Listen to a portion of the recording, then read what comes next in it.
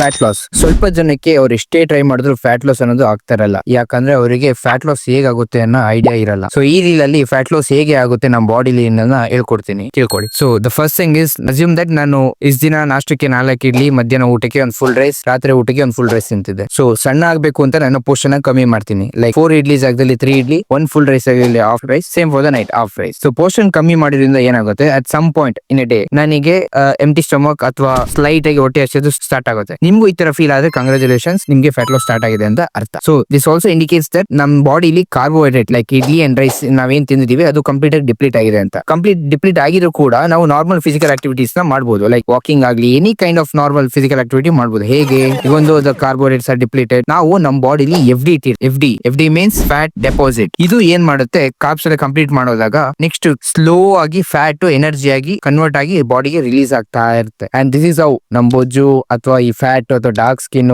ಇದೆಲ್ಲ ಕಮ್ಮಿ ಆಗ್ತಾ ಬರುತ್ತೆ ಮೆಲ್ಲಿಗೆ, ಸ್ಟೆಪ್ ಬೈ ಸ್ಟೆಪ್. ಸೊ ನಾವು ಈ ಸ್ಟ್ರೀಕ್ ನ ಮೇಂಟೈನ್ ಮಾಡಿದ್ರೆ ನಮಗೆ ಫ್ಯಾಟ್ ಲಾಸ್ ಆಗುತ್ತೆ. That's it for today. ಸಿಗೋ ನೆಕ್ಸ್ಟ್. ಬಾಯ್.